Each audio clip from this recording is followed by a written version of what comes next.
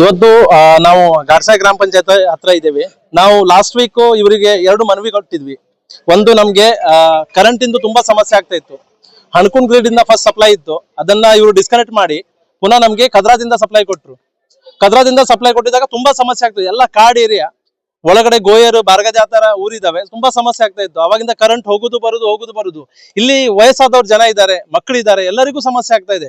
ನಾವು ಅದನ್ನ ವಿಚಾರ ಮಾಡಿ ನಮ್ಮ ಗಾಡ್ಸಾಯಿ ಗ್ರಾಮ ಪಂಚಾಯತಿಗೆ ನಾವು ಮನವಿ ಸಲ್ಲಿಸಿದ್ವಿ. ಅವಾಗ ಅವರಿಗೆ 1 ವೀಕ್ ಟೈಮ್ ಕೊಟ್ಟಿದ್ವಿ. ನಾವು ಇದನ್ನ ನೀವು ಬಗೆಹರಿಸಬೇಕು, ನಮ್ಗೆ ಈ ತರ ಸಮಸ್ಯೆ ಆಗ್ತಾ ಇದೆ ಅಂತ. ಇದನ್ನ ಕೊಟ್ಟಾದ್ಮೇಲೆ ನಾವು ಪುನಃ ಇದೇ ಮನವಿನ ಫಾರ್ವರ್ಡ್ ಮಾಡಿದ್ವಿ. ನಾವು MLA ಹತ್ರನೂ ಹೋದ್ವಿ ಈ ವಿಷಯಕ್ಕೆ. ಸರ್, ಈ ತರ ಸಮಸ್ಯೆ ಆಗಿದೆ. ಅವ್ರು ಇಮಿಡಿಯೇಟ್ ಆಗಿ ಅವರಿಗೆ ಕಾಲ್ ಮಾಡಿದ್ರು, ತಗೊಂಡ್ರು ಆಕ್ಷನ್.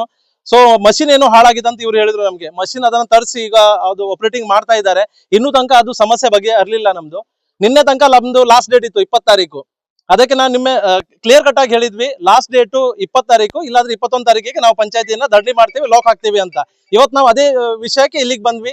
ಬೆಳಗಿಂದ ಇಲ್ಲಿ ನಾವು ಕಾಯ್ತಾ ಇದ್ದೇವೆ, ಯಾರು ಆಫೀಸರ್ಸ್ ಇಲ್ಲ. ಈಗ ಜಸ್ಟ್ ಸೆಕ್ಷನ್ ಆಫೀಸರ್ ಈಗ ಬಂದಿದ್ದಾರೆ. ಅಲ್ಲಿನೂ ವರ್ಕ್ ನಡೆದಿದೆ ಅಂತೆ, ಕಂಪ್ಲೀಟ್ ಆಗ್ತಾ ಇದೆ. ವಿದಿನ್ 6 o'clock ತನಕ ಸಂಜೆ ನಾವು ನಿಮ್ಗೆ ಸಪ್ಲೈ ಚೇಂಜ್ ಮಾಡ್ಕೊಂಡು ಕೊಡ್ತೀವಿ ಅಂತ ಅವ್ರಿಗೆ ಈಗ ಹೇಳ್ತಾ ಇದ್ದಾರೆ.